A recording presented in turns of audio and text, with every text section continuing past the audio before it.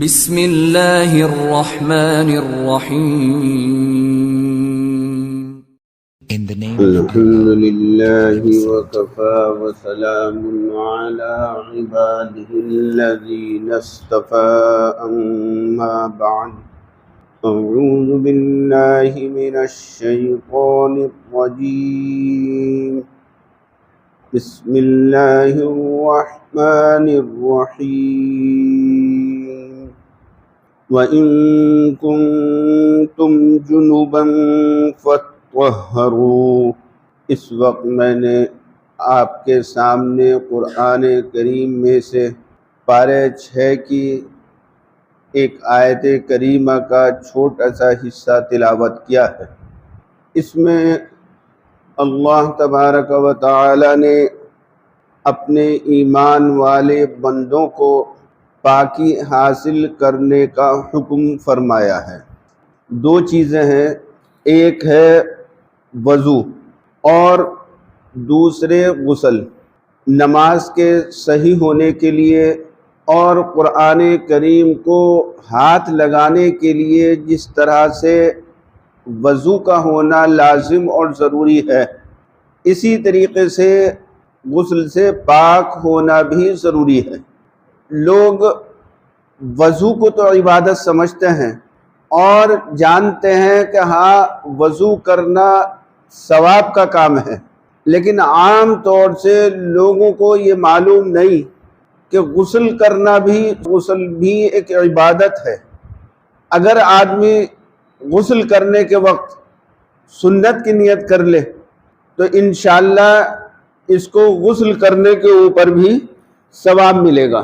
حضرت حکیم الامت مجدد الملت حضرت مولانا شاہ اشرف علی صاحب تھانوی نور اللہ مرقدہ نے اپنی کتاب بہشتی زیور کے اندر ایک حدیث پاک نقل فرمائی ہے کہ ایک موقع کے اوپر حضرت نبی کریم صلی اللہ علیہ وسلم نے حضرت انس رضی اللہ تعالی عنہ سے فرمایا کہ انس، غسل کرنے میں مبالغہ کیا کرو، تم اس حال میں نکلو گے کہ تمہارے اوپر نہ تو کوئی گناہ ہوگا اور نہ کوئی خطا ہوگی. حضرت انس رضی اللہ تعالی عنہ نے سوال کیا کہ اللہ کے نبی، غسل میں مبالغہ کرنا کیا ہے؟ تو رسول اللہ صلی اللہ علیہ وسلم نے فرمایا کہ جب غسل کرو تو اپنے سر کے بالوں کی جڑوں میں خوب اچھی طریقے سے پانی کو پہنچا دیا کرو اور اپنے جسم کو مل مل کر دھو. تو یہ جسم کو مل کر دھونا اور صاف ستھرا کرنا، یہ رسول اللہ صلی اللہ علیہ وسلم کا طریقہ ہے، اور اس کے کرنے سے آدمی گناہوں سے پاک اور صاف ہو جاتا ہے. اللہ تعالیٰ اس کے صغیرہ گناہوں کو معاف فرما دیتے ہیں. اس لیے غسل کریں تو سنت کی نیت سے غسل کریں. اور عام طور سے لوگوں کا مزاج ہے کہ روزانہ غسل کرتے ہیں، خاص طور سے یہ گرمیوں کا زمانہ چل رہا ہے. اس گرمی میں ہر دن غسل کیا جاتا ہے، ہر آدمی گرمی کے اندر غسل کرتا ہے. بعض مرتبہ تو ایک دن میں 2 مرتبہ 3 مرتبہ غسل کرنے کی نوبت آ جاتی ہے، اور بعضوں کا تو مزاج ہوتا ہے کہ سردی میں بھی غسل کرتے ہیں پابندی کے ساتھ. تو ہم یہ جو غسل کر رہے ہیں، اگر اس میں سنت کی نیت کر لیں کہ ہاں یہ رسول اللہ صلی اللہ علیہ وسلم کا طریقہ ہے، تو انشاءاللہ ہمیں اس غسل کرنے کے اوپر اللہ تعالیٰ ثواب عطا فرمائیں گے. اب غسل کی 2 قسمیں ہیں، ایک ہے فرض غسل اور ایک ہے سنت. تو چاہے غسل فرض کریں یا سنت غسل کریں، دونوں کا طریقہ ایک ہے. جس طریقے سے فرض غسل ادا کیا جاتا ہے، اسی طریقے سے سنت بھی غسل ادا کیا جاتا ہے. البتہ غسل کے اندر کچھ چیزیں ایسی ہیں جو فرض درجے کی ہیں، کچھ چیزیں سنت ہیں اور کچھ مستحب ہیں. فرض کیا ہے غسل کے اندر؟ غسل کے اندر صرف 3 چیزیں فرض ہیں. نمبر 1 کلی کرنا، نمبر 2 ناک میں پانی ڈالنا، اور نمبر 3 پورے جسم پر پانی بہانا۔ یہ 3 کام آپ نے کر لیے، غسل کے جو فرائض ہیں وہ ادا ہو جائیں گے۔ البتہ اگر ان میں سے کوئی ایک چیز بھی چھوٹ گئی تو غسل ادا نہیں ہوگا۔ مثال کے طور پر کسی نے بھولے سے کلی کرنا چھوڑ دیا اور پورا غسل کر لیا، ناک میں پانی ڈال لیا، پورے جسم پر پانی ڈال لیا، تو اس سے غسل نہیں ہوگا۔ یا ناک میں پانی ڈالنا بھول جائے اور کلی کر لے، پورے جسم پر پانی بہا لے، تب بھی اس کا غسل نہیں ہوگا۔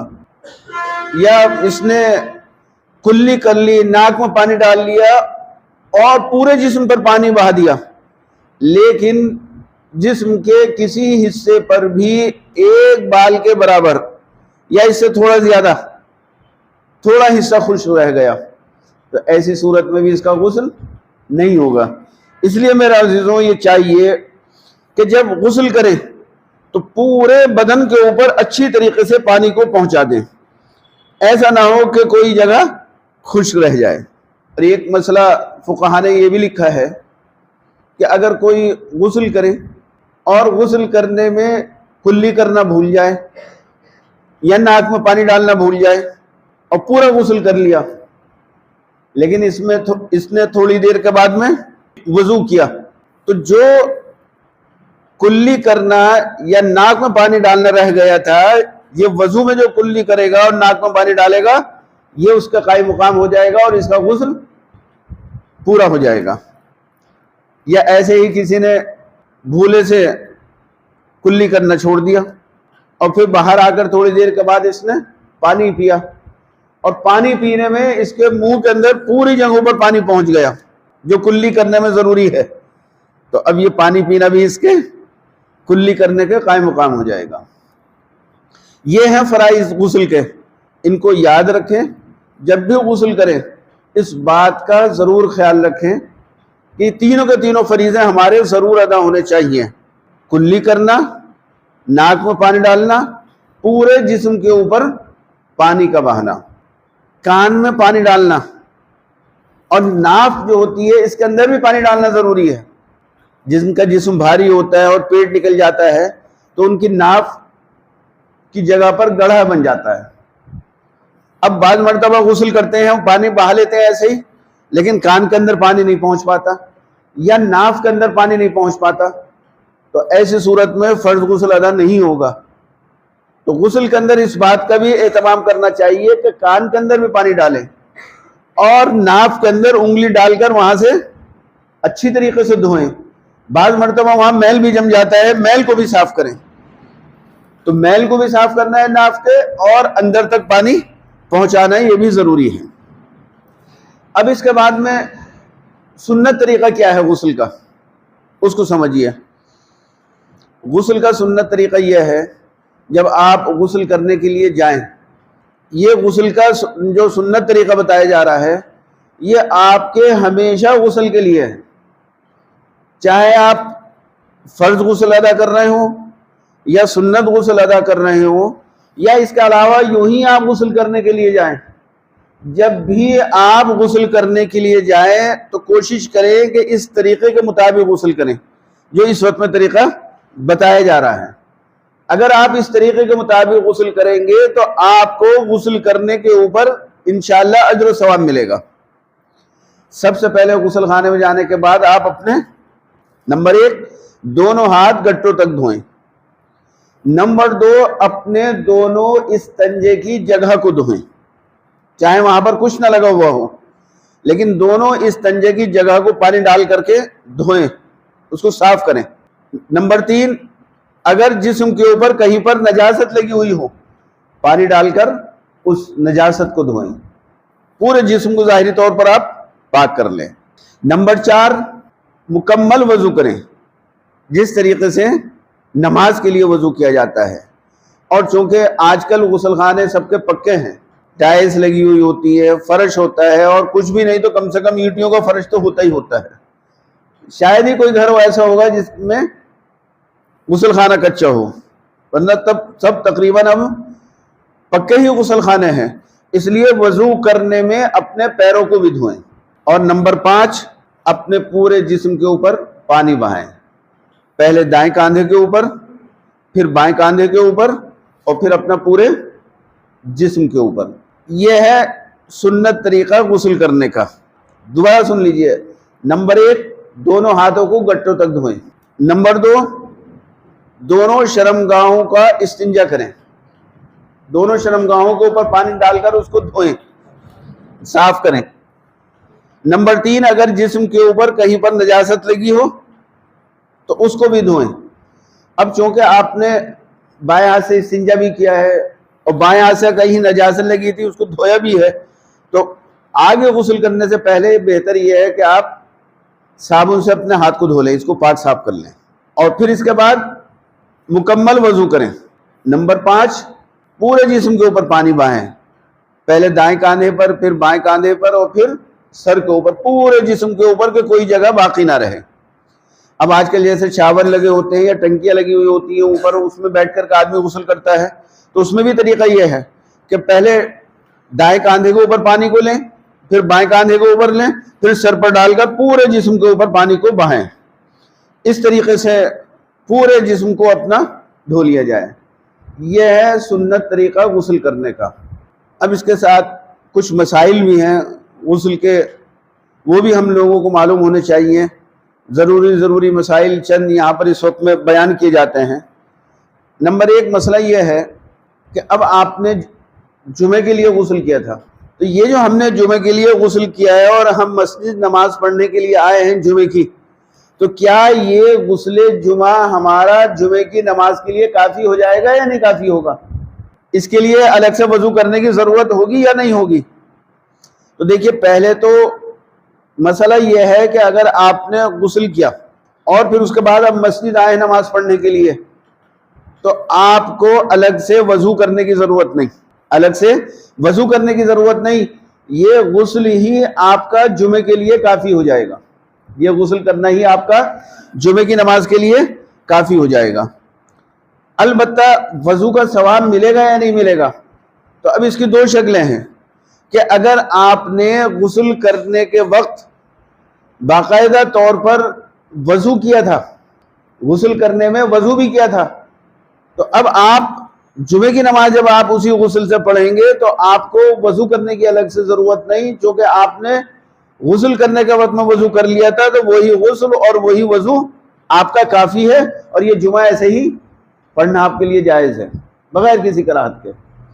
اور اگر آپ نے غسل کرنے کے وقت وضو نہیں کیا تھا، تو چونکہ غسل کے بعد بھی آپ کے لیے بغیر وضو کے نماز پڑھنا جائز ہے، کیونکہ وضو کے جو فرائض ہیں غسل کے اندر وہ سارے کے سارے ادا ہو گئے، لیکن وضو نہ کرنے کی وجہ سے آپ کو وضو کا ثواب نہیں ملے گا.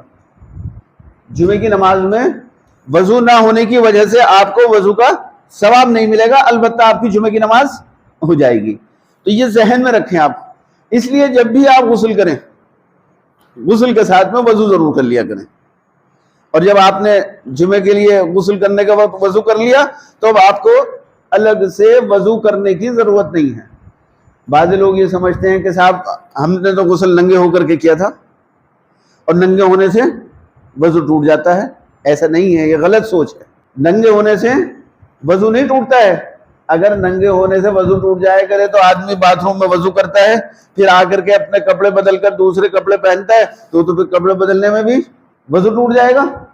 تو کپڑے اتارنے سے یا ننگے ہو کر غسل کرنے سے وضو نہیں ٹوٹتا ہے، آپ کا وضو باقی رہتا ہے. اس لیے غسل کے وقت جو وضو کیا ہے وہ کافی ہے، اور جمعے کی نماز بغیر وضو کیے ہوئے الگ سے پڑھنا جائز ہے. دوسرا مسئلہ یہ ہے جس کے اوپر غسل فرض ہو جائے، اس کو چاہیے کہ فرض غسل جلد سے جلد ادا کرنے کی فکر کریں. لوگ اس میں بہت کوتاہی کرتے ہیں. اب کسی کو فرض کر لیجئے رات کے شروع حصے میں غسل فرض ہو گیا، اب وہ کیا کرتا ہے، صبح تک انتظار کرتا ہے کہ صبح وہ نہائیں گے، اور صبح میں بھی اگر فجر کی نماز نہیں پڑھی تو پھر اب ٹہلتے رہتے ہیں، بیٹھتے رہتے ہیں گھر میں، اور اپنا ناشتہ واشتہ کر کے جب گھر سے نکلنے کا نمبر آتا ہے تب غسل کرنے کے لیے جاتے ہیں. تو اتنی دیر تک ناپاکی کی حالت کے اندر گزارنا اور بغیر شرعی عذر کے غسل کے اندر تاخیر کرنا یہ گناہ کی بات ہے۔ اگرچہ بغیر غسل کے کھانا پینا جائز ہے، لیکن بغیر کسی عذر کے فرض غسل ادا کرنے کے اندر تاخیر کرنا یہ گناہ کی بات ہے۔ کوشش یہ کریں کہ جلد ہم اپنے فرض غسل کو ادا کر لیں۔ تو اگر کسی کے اوپر رات میں اول حصے میں غسل فرض ہو گیا تو اسی وقت میں بہتر ہے کہ غسل سے فارغ ہو جائیں۔ اور آج کل خاص طور سے گرمیوں کا زمانہ ہے، یا گھروں کے اندر اللہ تعالیٰ نے سہولتیں دی ہیں، گیزر لگے ہوئے ہیں، گرم پانی کا انتظام ہے، تو رات ہی کو غسل کر کے آدمی کو لیٹنا چاہیے۔ اور اگر غسل نہ کر سکیں تو یہاں تک لکھا ہے کہ کم سے کم استنجا کر لیں، جسم کو ظاہری طور پر پاک کر لیں اور وضو کر کے تب سوئیں۔ وضو بھی نہیں کر سکتے تو اس کی بھی اجازت دی گئی ہے کہ کم سے کم تیمم کر کے ہی لیٹ جائیں۔ جتنی قدرت ہے، جتنا ہو سکتا ہے اتنا ہی اہتمام کر لیں پاکی کا، لیکن بغیر کسی عذر کے غسل کے اندر تاخیر کرنا یہ درست نہیں ہے، اس لیے بھائی اس کا خیال کرنا چاہیے۔ تیسرا مسئلہ یہ ہے کہ بعض مرتبہ ہمیں اتفاق ہوتا ہے جنازے کو نہلانے کا، تو جو حضرات مردے کو نہلاتے ہیں، غسل لیتے ہیں، ان کے لیے بھی فقہا نے مستحب لکھا ہے کہ وہ بھی نہلانے کے بعد خود غسل کر لیں، یہ بہتر ہے ان کے لیے غسل کر لینا۔ نہیں کریں گے تو ناپاک نہیں ہوتے، لیکن چونکہ مردے کی جو چھینٹیں ہیں وہ ناپاک ہوتی ہیں، ممکن ہے کہیں جسم کے اوپر آ گئی ہوں، اس لیے حکم دے دیا گیا کہ احتیاطی طور پر غسل دینے والے اپنا غسل کر لیں۔ دوسرے بعض مرتبہ ایسا ہوتا ہے کہ جب مردے کو غسل دیا جاتا ہے تو نہلانے والوں کے اوپر ایک دہشت کی کیفیت طاری ہو جاتی ہے، خوف کی کیفیت طاری ہو جاتی ہے، تو آدمی جب غسل کر لے گا تو وہ کیفیت ختم ہو جاتی ہے، اس لیے اس کے لیے کہا گیا کہ آدمی کو چاہیے کہ غسل کر لیں۔ اب کچھ مسئلے خواتین کے لیے بتائے جاتے ہیں۔ دیکھیے، خواتین جب غسل کریں گی تو وہ بھی مردوں کی طریقے سے غسل کریں گی، ان کا غسل کرنے کا کوئی الگ طریقہ نہیں ہے، مردوں کی طرح سے غسل کرنا ہے۔ البتہ خواتین کے اندر ایک مسئلہ غلط مشہور ہے کہ جب عورت فرض غسل کرے گی تو وہ انگلی ڈال کر شرمگاہ کو بھی اندر سے صاف کرے گی، یہ غلط سوچ ہے۔ شرمگاہ کے اندر انگلی ڈال کر صاف کرنا نہ تو فرض ہے عورت کے اوپر، نہ واجب ہے، نہ سنت ہے، اور اس طریقے کی سوچ رکھنا یہ بھی غلط ہے۔ بس اپنی شرمگاہ کو باہر سے دھو کر کے صاف کر لے، اتنا ہی کافی ہے۔ دوسرا مسئلہ خواتین کے لیے یہ ہے کہ جب وہ فرض غسل کریں گی تو اگر انہوں نے اپنی چوٹی باندھ رکھی ہے یا بالوں کو جوڑا باندھ کر کے کس کر باندھ رکھا ہے تو غسل کرنے کے وقت عورت کے لیے اپنے بالوں کو کھولنا ضروری نہیں، بس بالوں کی جڑوں کے اندر پانی پہنچا دیں، وہ کافی ہے۔ شریعت نے یہ عورتوں کے لیے خصوصی رعایت کی ہے کہ بالوں کو کھول کر سارے بالوں کا دھونا یہ عورت کے اوپر لازم اور ضروری نہیں ہے، بس بالوں کی جڑوں میں اچھی طریقے سے پانی پہنچا دے، اس کے لیے کافی ہے۔ ہاں البتہ مرد نے اگر لمبے بال رکھ رکھے ہیں، جیسا آج کل بتلایا گیا تھا کہ چوٹیاں رکھ رکھی ہیں مردوں نے اور لمبے لمبے بال رکھنے کا فیشن چلا ہے، اور ربڑ بینڈ ڈال کر کے رکھتے ہیں بالوں کے اندر اور چوٹی باندھ کر کے رکھتے ہیں بالوں کے اندر مرد بھی، تو ایسے اگر بال کسی نے رکھ رکھے ہیں اور وہ غسل کرے مرد، تو مرد کے لیے ضروری ہے کہ وہ بالوں کو کھولے گا اور ایک ایک بال کو دھوئے گا، اس کے لیے چھوٹ نہیں ہے، اس کے لیے اجازت نہیں دی گئی ہے۔ تو مرد کے لیے اگر اس کے بال لمبے ہیں تو کھول کر کے پورے بالوں کو دھونا اور جڑوں تک پانی پہنچانا لازم اور ضروری ہے، اور عورت کے لیے گندھے ہوئے بالوں کو کھولنا یہ لازم اور ضروری نہیں ہے۔ دو مسئلے جن چیزوں سے غسل واجب ہو جاتا ہے وہ بھی سمجھ لیں، کیونکہ ان کی بھی بار بار ضرورت پیش آتی ہے۔ دیکھیے، اگر منی نکل جائے، چاہے وہ سوتے ہوئے نکلے یا جاگنے میں نکلے، مرد کی ہو یا عورت کی، دونوں کے اوپر غسل واجب ہو جاتا ہے، جاگتے ہوئے نکلے چاہے سوتے ہوئے خواب میں نکلے، اس سے غسل واجب ہو جاتا ہے۔ اور اگر کسی نے خواب میں دیکھا کہ جمع کر رہا ہے اور اس میں اس کو منی نکلتے ہوئی محسوس ہوئی اور جمع کی لذت بھی محسوس ہوئی، لیکن آنکھ کھلنے کے بعد میں دیکھا نہ تو کپڑے کے اوپر کوئی تری تھی، نہ کوئی دھبا اور نشان تھا، اس سے غسل واجب نہیں ہوگا۔ خواب میں جمع کرتے ہوئے دیکھ لینے سے اور اس کی لذت محسوس کرنے سے اگر ظاہری طور پر تری نہ ہو اور دھبا کوئی محسوس نہ ہو تو اس سے غسل واجب نہیں ہوگا۔ اور اگر خواب دیکھنا یاد نہیں رہا، یاد نہیں ہے، پتہ ہی نہیں چلا کچھ بھی، لیکن آنکھ کھلی تو کپڑے کے اوپر تری نظر آئی یا دھبا نظر آیا، تو اب چاہے خواب یاد ہو یا نہ یاد ہو، ایسی صورت کے اندر غسل واجب ہو جائے گا۔ یہ چند مسائل تھے ضروری غسل کے سلسلے میں جو اس وقت آپ کے سامنے عرض کیے گئے۔ اللہ پاک ہم سب کو سنت کے مطابق غسل کرنے کی توفیق عطا فرمائے۔ وآخر دعوانا ان الحمد للہ رب العالمین۔